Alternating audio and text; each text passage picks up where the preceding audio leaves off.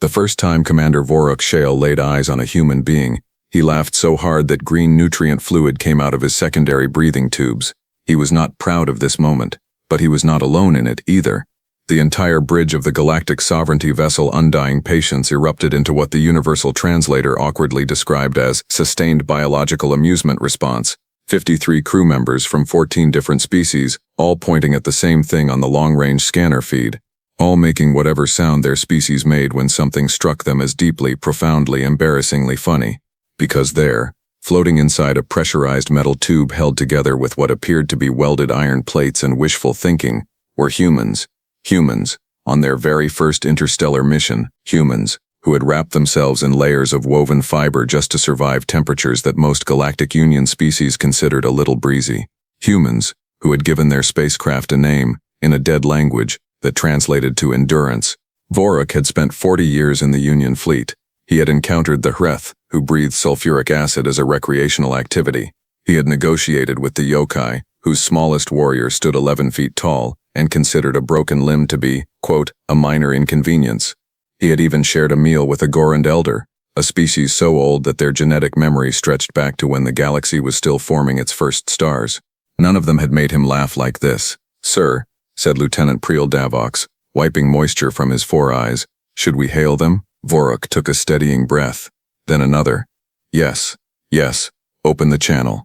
Let us greet our new friends." He almost made it through the sentence without smiling. Almost. The transmission came through on a 2-second delay, because the humans were still using radio-based communication. Radio.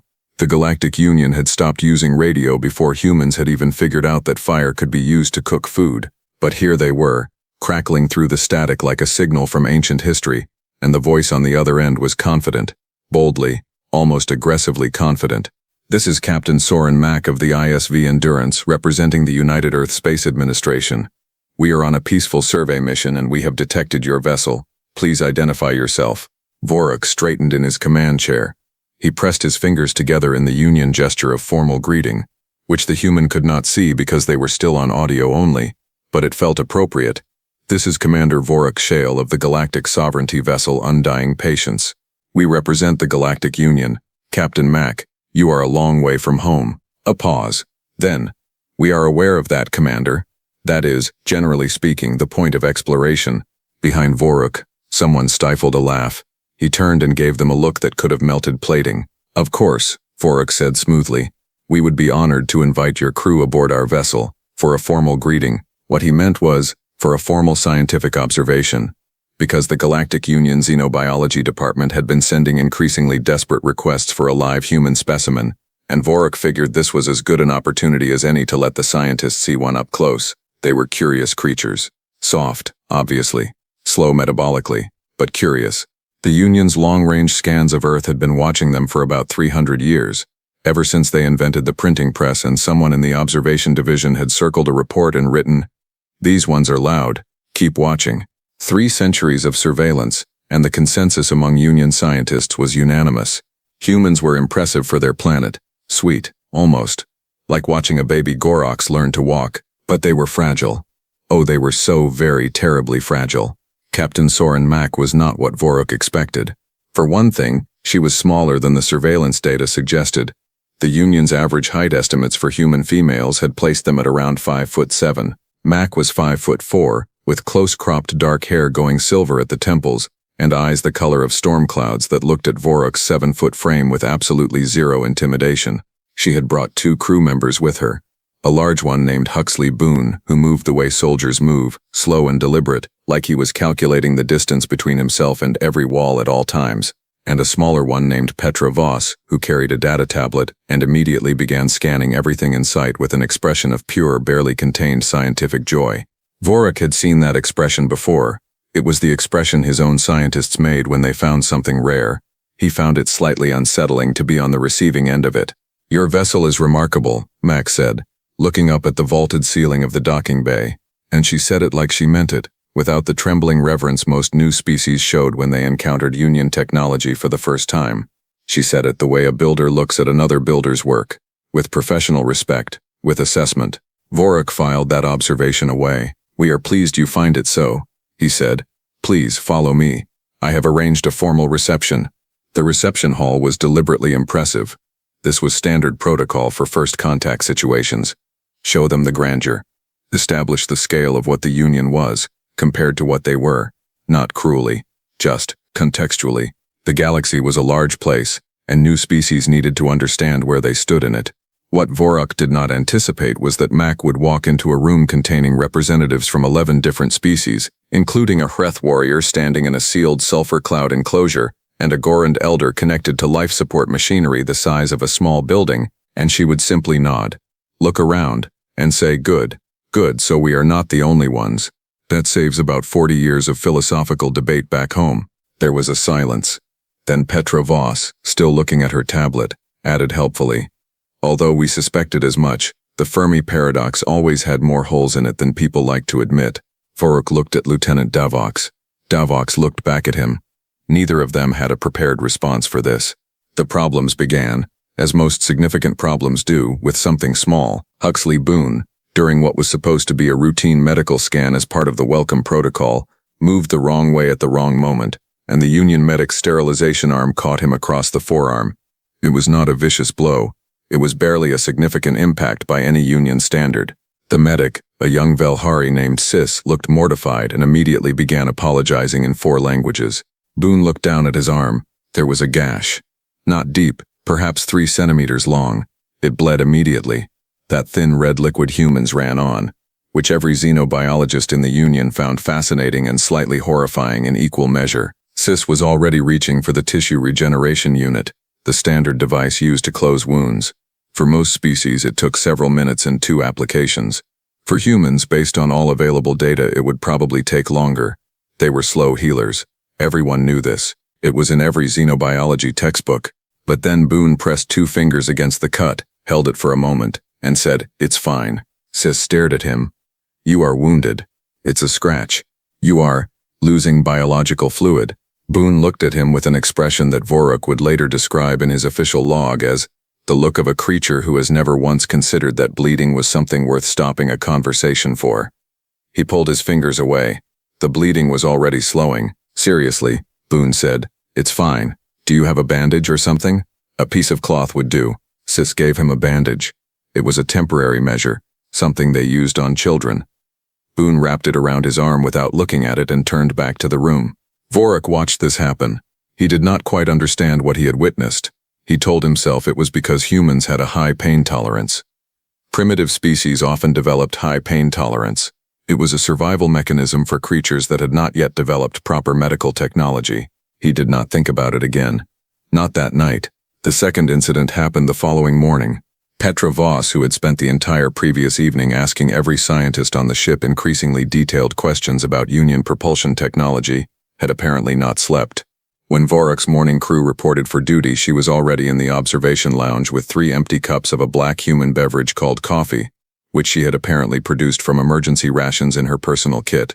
This was not the incident. The incident happened when Engineer Golvak, a tall Hari with 8 arms and a personality like a slow-moving wall, was recalibrating the gravity plating in the observation lounge and did not realize anyone was in it. He adjusted the plating to 1.8 standard gravity, which was his species' preference, and which would, in most small Union species, have caused immediate joint compression and distress. Voss looked up from her tablet. She shifted in her seat slightly. She rolled her neck, and she kept working. Golvak noticed her after 4 minutes. He reset the gravity immediately, horrified. Voss looked at him. "Oh, was that you? I noticed it got a bit heavy. I figured it was a calibration thing." "Are you injured?" Golvak asked. "My neck's a bit stiff." She rolled it again. It made a sound like something small being crushed. "There we go, good as new." Golvak stared at her for a very long time. He filed a report with Vorok before the end of his shift. The report read, "The small human female appears to be structurally more robust than initial data suggested. Recommend updated assessment." Vorok read it. He put it aside. He had a ship to run. But that night, alone in his quarters, he pulled up the original Union xenobiology files on humans. He read through them carefully. He looked at the section on human skeletal density, which was notably higher than most comparably sized species. He looked at the section on human musculature, which was, and he had genuinely never focused on this part before, described as disproportionately powerful relative to body weight, likely a result of high-gravity adaptation on their homeworld. High-gravity adaptation. Earth's gravity was 1.0 standard. That was not high gravity. That was average. And yet, the bones were dense, the muscles were oversized. The cardiovascular system was built for endurance in a way that made no comparative sense for a species that had, according to the record, invented agriculture roughly 10,000 years ago and should not have needed to be this physically capable. Why? Voruk thought, staring at the data. Were humans built like this? He closed the file. He went to sleep. He would not stay ignorant for long. The true moment of understanding came on day 3, without warning, in the way that most genuinely important moments arrive, quietly, with no dramatic music, with no indication at all that the universe was about to shift slightly on its axis. Captain Mack was in the medical bay, not because she had asked to be, because Voruk had quietly arranged for the senior staff medical officer Dr. Reith Quallen to conduct what was described as a routine visitor health assessment, which was a polite way of saying the xenobiology department wanted a closer look. Mack sat on the examination table with the patience of someone who had done many medical exams and found them mildly tedious. Reith ran through the standard scans. All of it was going as expected, right up until the point where Reith, examining the skeletal scan, went very still. Very, very still. Captain Mack, he said slowly. This scan is showing significant bone density irregularities in your left hand. Oh, Mack said pleasantly. Yeah, I broke that hand about 6 years ago. Training accident. Punched a support column. I do not recommend it. A silence dropped over the room like something heavy falling from a height. You broke the bones, Reith said carefully. 4 of them, yes. And then, Mack looked at him. And then they healed. Reith looked at the scan, then at her hand, then at the scan again. Because what the scan was showing was not the residual damage of 4 broken bones. It was showing, in the clear and unambiguous language of medical imaging, that the bones in that hand were in several places fractionally denser than they had been before the break, not weaker, not scarred, not patched, denser, as if the human body had looked at the damage, assessed it, and decided to fix it stronger than it was before, as if the body itself had learned. Reith set down his scanner. He turned to face the door, and in a voice that was, for the first time in his 20-year medical career, genuinely unsteady, he said, I need to make a call. Voruk received the call at 0300 ship time. Reith's voice on the other end was quiet in the way that people get quiet when they are processing something they cannot yet fully explain. Commander, he said, I need you to look at something. I need you to look at it tonight, and when you do, I need you to think carefully about every assumption we have made about these people since they docked with us. Voruk sat up in the dark of his quarters. How bad is it? He asked. There was a pause on the other end. It is not bad, Reith said, and his voice had something in it now that Voruk could not immediately name. Not fear. Not quite. Something older than fear. Something that lives in the same neighborhood as awe. It is not bad at all, Commander. It is extraordinary. I am looking at a species that breaks and comes back stronger. I am looking at a species that was not built for survival. It was built for something far, far beyond that. Another pause. I think, Reith said softly, that we have made a very significant mistake. Outside the viewport, the stars held still and quiet, the way they always do when something small and important shifts in the dark between them.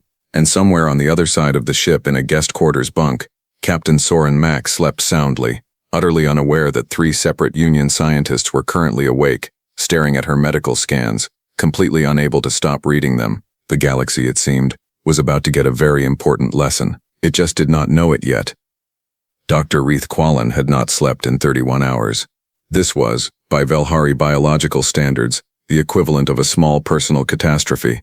Velhari required a minimum of 9 hours of regenerative rest per cycle, and going without it for more than 20 hours typically resulted in what their species clinically described as cognitive fog with emotional instability, what everyone else described as acting like a complete disaster in a lab coat. But Reith could not sleep. He had tried. He had laid down, closed his 4 eyes, and immediately sat back up again because his brain refused, absolutely refused to stop running calculations. He had pulled every piece of human biological data the Union had ever collected. Survey scans from Earth orbit, atmospheric sampling, second-hand reports from the 3 previous unofficial contact incidents that the Union officially denied ever happened. He had cross-referenced it with xenobiology databases covering 412 known sapient species, and the number that kept appearing, The number that kept sitting at the top of every comparison chart like a bold accusation was not the one he expected. Humans were not, as previously classified, a Class 2 biological species. Class 2 meant soft body, moderate durability, standard healing rate, high cognitive function, a perfectly respectable classification. The Velhari were Class 2. The Tulhari were Class 2. Most of the Union's founding species were Class 2. Humans, by every metric Reith was now staring at, were Class 4. Class 4 meant dense skeletal structure, accelerated adaptive healing, cardiovascular endurance in the top 8th percentile of all known species, pain tolerance registering, so far off the standard scale that the original survey team had apparently assumed their equipment was malfunctioning and recalibrated it. Twice. Class 4 also meant something else, something that Reith kept reading and rereading because he wanted to make absolutely sure he was understanding it correctly. Class 4 species did not just heal from damage, they adapted to it. The body remembered what had hurt it, and it rebuilt itself specifically to make sure that same thing could not cause the same amount of hurt again. Bones grew back denser. Cardiovascular tissue reinforced itself after sustained stress. Muscle fibers, after being pushed to the point of micro-tearing, came back with greater tensile strength. The human body, in its fundamental biological design, operated on a principle that no other species in the known galaxy used at the cellular level. What does not kill you, the human body apparently said to itself, will be noted, filed, and corrected for. Reith sat back in his chair and looked at the ceiling of his laboratory for a long time. Then he got up, poured himself a cup of cold nutrient broth, and went to find Commander Voruk. Voruk was already in the war room, not because there was a war, simply because the war room was the only place on the ship where the holographic display table was large enough to show full biological schematics at scale, and Voruk had apparently reached the same place Reith had reached, just from a different direction. He was standing over a three-dimensional projection of human musculature. He had his arms crossed. He had the expression he wore when someone handed him a tactical problem that did not have a clean solution. He looked up when Reith walked in. "You saw it too," he said. "It was not a question. I built it," Reith said, setting his broth down and pulling up a chair. "I ran every scan we took during yesterday's medical assessment. Commander, do you understand what this classification means? Do you understand what we have been dismissing for 300 years of observation? Tell me anyway." Voruk said, "I want to hear someone else say it." Reith took a breath. "They are endurance hunters. On their home planet, before technology, before cities, before any of it, they hunted by following prey across open terrain until the prey collapsed from exhaustion. Not by being faster, not by being stronger, by outlasting, by continuing to move long after every biological signal in their body was screaming at them to stop. And then, and this is the part that I cannot get out of my head, Commander, their bodies used that suffering as construction material. Every hard thing they survived made them more capable of surviving the next hard thing." Voruk was quiet for a moment. "We classified them as fragile. We classified them as fragile," Reith confirmed, "because they look soft, because they have no external armor, no natural weapons of significance, no chemical defenses, because by visual assessment, they appear to be exactly the kind of creature that a larger predator eats without much ceremony." He paused. "We were looking at the packaging. We did not look at what was inside the packaging." Voruk turned back to the holographic display.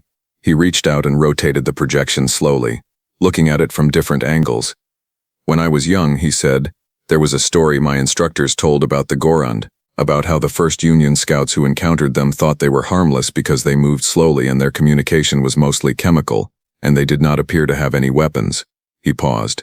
"The scouts sent back a report describing them as, and I remember this specifically, a non-threatening elder species, likely in terminal population decline." "What happened?" Reith asked, though he suspected he knew. "The Gorund are now the oldest and most powerful voting bloc in the entire Galactic Union, with veto authority over 3 major treaty categories and a memory that stretches back further than our written history." Voruk set his jaw. "We keep making the same mistake. We keep judging by appearance," Reith said. "We keep judging by our own standard of what strength looks like," Voruk corrected quietly. At 0700 ship time, Captain Soren Mack appeared in the officers' dining hall looking entirely well-rested, and asked if there was any coffee available, and also whether anyone minded if she reviewed the navigational charts from yesterday's approach route, because she had some questions about the ion density readings in the 3rd sector they had passed through. She was wearing the same calm, professionally curious expression she had walked onto the ship with 2 days ago. Vorik looked at her across the dining hall and thought about Class 4 biological ratings and 300 years of incorrect assumptions. He thought about the hand with 4 healed bones, fractionally denser than before. He crossed the room and sat down across from her. "Captain Mac," he said, "I owe you an apology." She looked up from the navigational data she had somehow already obtained. She raised one eyebrow. "Do you? When your vessel first appeared on our scans, the response aboard this ship was amusement. We found your craft and by extension your species to be small." He said the word with the care of someone disarming something. "I want you to know that I no longer find this accurate." Mac looked at him for a moment. Her storm cloud eyes were doing that thing where they assessed without revealing anything. Then she said, "Commander, we have been watching your communication signals for about 60 years. We have been aware of the Union's existence, at least partially, since before I was born. We know approximately what the Union thought of us when we showed up." She picked up her coffee cup. "We were not offended." Vorik blinked. "You were not?" "We were, if anything, a little relieved." She took a sip. "Do you know what happens when humans are told that something considers them to be small and non-threatening?" "No," Vorik said slowly. "We get curious," she said, "and then we get motivated. And those two things together, Commander, are genuinely the most dangerous combination our species produces." She set the cup down. "You laughed at our ship. Fair enough. It is objectively not a very impressive ship. It is in fact held together with a level of engineering optimism that my chief engineer describes as ambitious. But we built it, and we flew it here, and we will fly it further, and then further still, and each time it breaks down and we fix it, and it breaks down again, the next version will be better, because that is what we do." There was a silence. Vorik thought about bones that healed stronger, about bodies that used damage as a blueprint for improvement. "Captain," he said carefully, "I am beginning to suspect that your biology and your behavior operate on the same principle." She smiled, and it was the first time he had seen her smile fully, and it was, he would record later in his private log, one of the more unnerving things he had experienced in 40 years of deep space service. Not because it was threatening, because it was so utterly, completely certain. "Now you are getting it," she said. The crisis, when it arrived the way Vorik had stopped expecting crises to arrive after 20 years of relative peace. Suddenly, without warning, with absolutely no concern for timing. The distress signal came from a Union cargo freighter, the Solvay Crossing, caught in a debris field approximately 40,000 kilometers off the port side. A structural failure in the forward hull had sent the ship spinning into a belt of high-density rock fragments, and the crew was reporting casualties, a compromised medical bay, and a partial engine failure that made controlled movement nearly impossible. The undying patients had a rescue shuttle. It was fast, well-equipped, and crewed by trained operators. Standard rescue protocol was simple: deploy the shuttle, extract the crew, tow the freighter to clear space. The complication was the debris field itself. The field was active, fragments moving at variable speeds and unpredictable vectors, following a gravity pattern near a small unstable moon that made navigation through it essentially impossible to calculate in advance. The Union shuttle's AI navigation system ran a probability analysis on successful passage without hull compromise, and returned a number that Lieutenant Davox described, in the flattest possible voice, as statistically uncomfortable, which meant they could not guarantee the shuttle would make it through without being hit, which meant the rescue would endanger the rescuers, which meant they needed a different approach, and they needed it in the next 40 minutes before the freighter's spin became uncontrollable. Huxley Boone appeared at the door of the war room before Vorik had finished briefing his tactical team. "I heard the alert," Boone said. He was already in his flight suit. Vorik looked at him. "This is not a situation that requires your involvement, Mr. Boone. Respectfully, Commander, I would like to disagree with that." Boone walked to the tactical display and looked at the debris field projection without blinking. "I can fly that approach." Davox made a sound. "The probability of hull compromise is—" "I know the number," Boone said. "I heard the briefing from the hallway. That is the probability for your shuttle using your navigation system." He tapped his own temple once. "My navigation system is different." A pause settled over the room. "Explain," Vorik said. Boone pointed at the debris field. "Your AI calculates optimal paths and avoids uncertainty. It is very good at predicting what it can predict. The problem is that field has too many unpredictable variables, so the AI hesitates.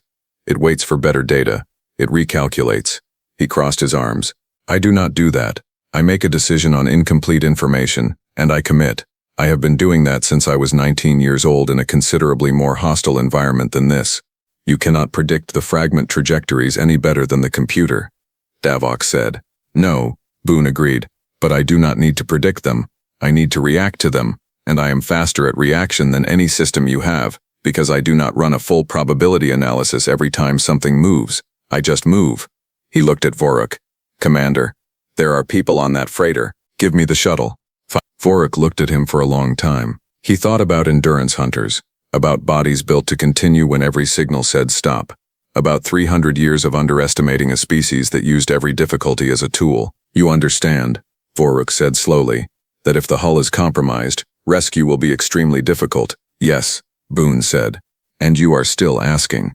I am still asking. Another pause, longer this time.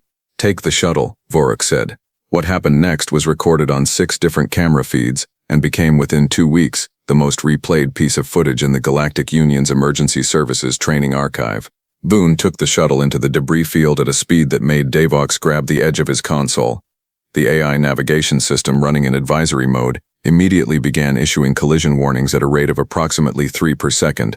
Boone turned the advisory audio off within the first 30 seconds. He flew entirely by sight and instinct.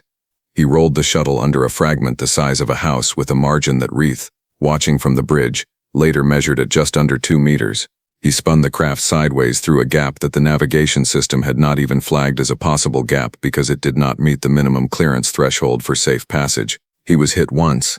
A small fragment, perhaps half a meter across, clipped the lower stabilizer fin and tore a section of outer plating loose. Boone registered the impact with a brief course correction and kept moving. He reached the Solvay crossing in 14 minutes.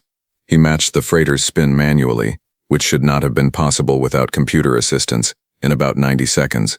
He docked, transferred the casualties, detached, and flew back out through the debris field in 11 minutes. When the shuttle touched down in the bay and Voruk walked out to meet him, Boone stepped out of the cockpit with a small cut above his left eye from where his head had hit the canopy during the spin-matching maneuver, and the expression of a man who had done something difficult and found it adequately interesting. The stabilizer fin will need work, he said. Voruk looked at the cut above his eye. He looked at the man who had flown through an active debris field on instinct and come back with a scratch. Mr. Boone, he said, and his voice had the particular quality of someone choosing their words with great care. I owe your species a significantly more thorough reassessment. Boone raised a hand to the cut on his forehead, looked at the small amount of blood on his fingers, and shrugged in a way that was so completely perfectly human that Voruk almost laughed again. This time for a very different reason. It is just a scratch, Boone said. That evening, Voruk sat alone in his quarters and wrote his official report to the Galactic Union Council. He wrote for a long time. He crossed things out. He rewrote them. He thought about how to explain, in the formal language of Union bureaucracy, what he had witnessed over the past 3 days. In the end, he kept it simple. He wrote, "The human species has been incorrectly classified for the entirety of our observation period. I recommend immediate reclassification to Class 4, with the additional notation that standard Class 4 metrics do not fully capture what makes this species significant. The relevant factor is not their physical durability, though that is considerable and was entirely missed by our survey teams." He paused. "The relevant factor is that every system in their biology and apparently in their culture and psychology as well, is designed to take damage, process it, and return stronger. They are not durable in the passive sense. They are adaptive in the active sense. There is a meaningful difference, and we failed to see it because we were looking for armor and weapons and obvious power, and what they have is none of those things." He looked at the viewport. The stars outside were the same stars they always were. The galaxy was the same galaxy it always was. What they have, he finished writing, is something considerably harder to stop than armor. They have the inability to accept a permanent defeat. Recommend full diplomatic engagement, comprehensive treaty discussions, and perhaps most urgently, a union-wide update to every xenobiology and threat assessment curriculum currently in circulation. He leaned back. He thought about Mac's certain smile, about Boone flying through the impossible gap, about Voss sitting in 1.8 gravity and rolling her neck and saying, "A bit heavy." He thought about what it meant to be a species that looked at every wound and turned it into a wall. He saved the report. Then, quietly, in the private notes section that would never be officially transmitted, he wrote one more line. "We laughed at them when they arrived. I do not think we will be laughing again." Outside, the stars held their silence. And somewhere on the other side of the ship, the crew of the ISV Endurance slept and worked and asked questions and fixed things and kept moving forward. the way they always had and always would. The galaxy had finally met the humans. The humans, for their part, were just getting started.